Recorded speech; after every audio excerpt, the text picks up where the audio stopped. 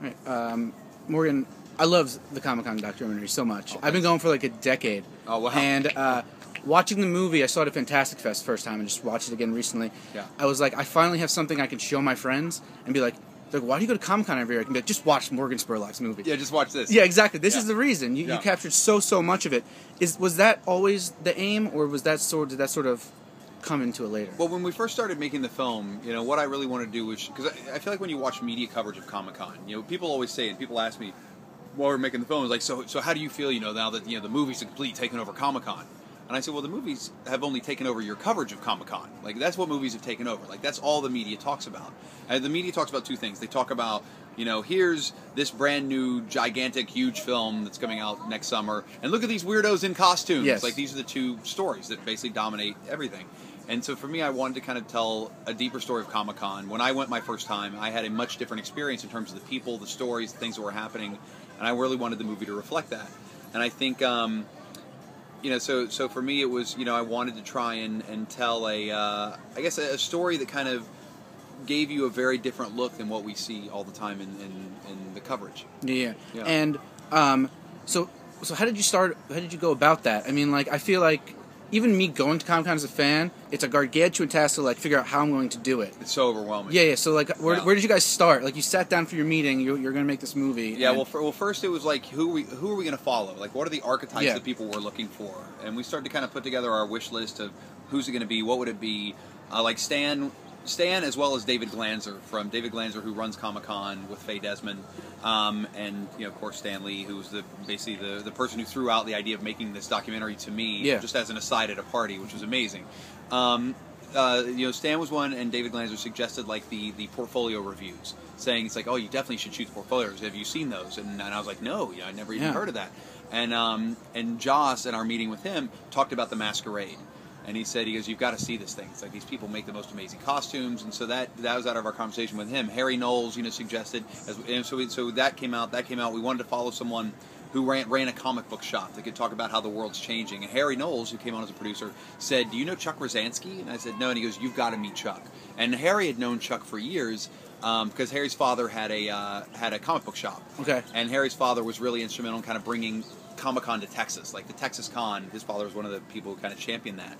And Chuck travels all around the country to cons. Mile High Comics is the biggest comic book retailer in the country. He says you have to meet Chuck Rosansky. He is the guy you want. He won't pull any punches. He's fantastic. And once I met Chuck, I was like, you're right. He is the perfect guy to kind of be our comic book salesman. But we just kind of started whittling the list. I'd met plenty of people who'd fallen in love at Comic-Con, so that was part of our kind of casting call.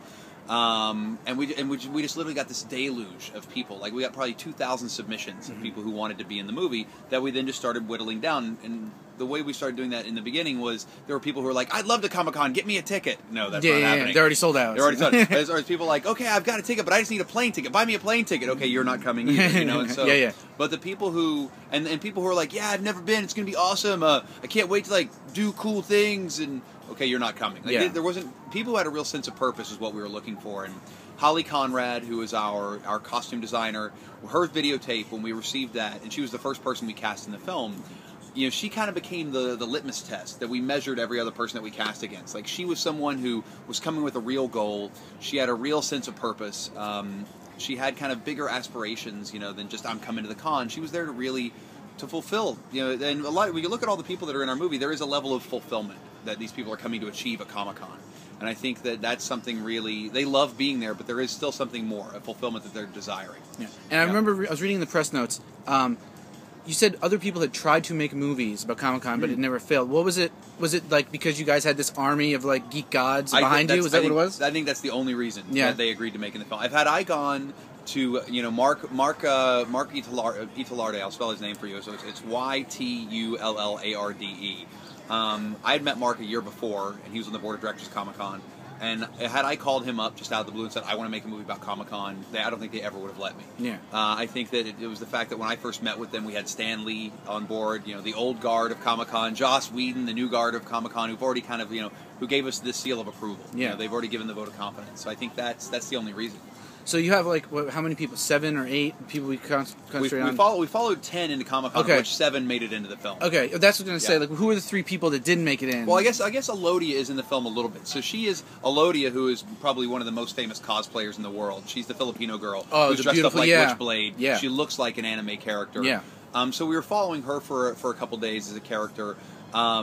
But her story as a cosplayer didn't really develop in a way that gave it any kind of real interest. So we just turned her into an interview and her talking about why she cosplays, which I think fulfills kind of that story.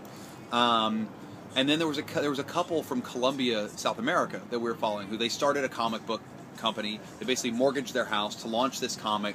They were struggling. They borrowed some money from the guy's mom, and it was like him and his wife. Were they married or were they just boyfriend and girlfriend? I can't remember at this time, but. So they said, we've got to go to Comic-Con because we need to find somebody who can help us get our comic book out into the Latino market. That's the only way that we're really going to make it. And so her visa comes, his visa doesn't. So she comes to Comic-Con, and it's basically his baby. Like, it's his passion. And so, we're following her around Comic-Con, and she's trying to, like, make things happen, but she just doesn't have the drive that he does, and it was so hard. And it was hard to fit it into our narrative of the story because there was no way to make it work. So we decided to pull it out. Yeah. Yeah, but it was a heart-wrenching story. Okay. Yeah. And Comic-Con, I mean, there's always cameras going around. There's always people going around. Shooting must have been a kind of a nightmare. Take me a little bit through that. A nightmare, but I mean, because it is. We had a huge crew. We had a crew of about 150 people that were working on the film. We had 15 full crews, which is usually it's a DP, it's a sound guy, it's a field producer, and a PA. So we had 15 crews like that. We had another, and within those crews, each field producer had the ability to pull out a second camera and start shooting if necessary. We used like big HD cameras on both of the Sykes as well as to do a lot of the pretty B-roll, but the field cameras were all like EX1s and EX3s. So we tried to get the smallest, most portable camera we could, knowing we were going to be shooting long hours, knowing that we were going to be like trying to make our way through kind of the ant maze that you have that is Comic-Con as you're crushed up against people.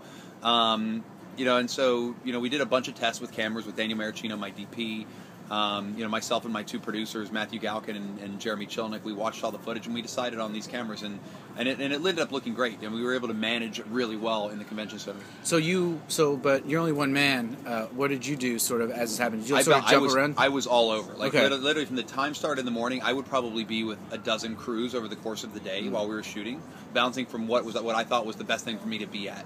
Whether it was an interview with someone like a Kenneth Branagh, or it was being at the Masquerade during Holly's competition, or being at the proposal while that was happening.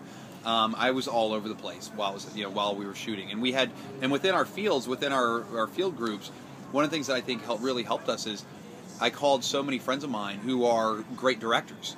I said, listen, would you be a field producer on this? The people that I knew would kind of deliver and continue to make great stuff even if I wasn't around. Mm-hmm. Folks like Josh Weinstein, Mark Landsman, who directed Thunder Soul, Keith Davidson, who directed Akeem the Dream and Devil's Minor, Ross Kaufman, who beat me for the Oscar with Born into Brothels. We got great talented people that that kind of helped us really tell this story. Matthew Galkin, my co-producer on the film, directed the Pixies movie Loud, Quiet, Loud.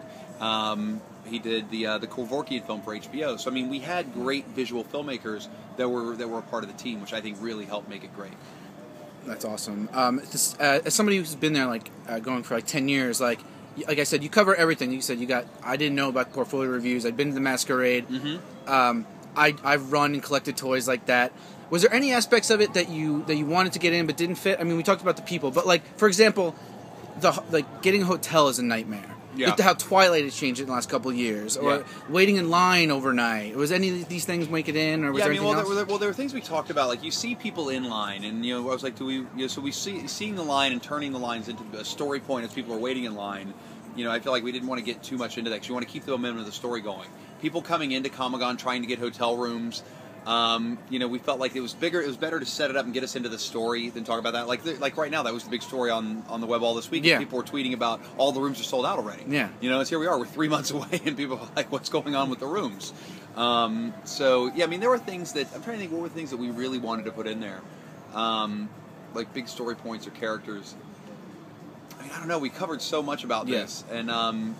There were people that we spent days with. Like we spent a day shooting with Joss, a day shooting with Stan, and a day shooting with Guillermo and a couple of other people where we followed them around to kind of see what happens. Those were interesting, but again, I felt like turning them into additional kind of story points didn't work because we made so much of it about the fans, and that for me, that I wanted the film to be rooted in the fans. So to have our ongoing storylines be the fans, and then you have a sounding board of the Greek chorus is people who've kind of succeeded coming out of a Comic-Con world, which I think was a better place to put them. Yeah.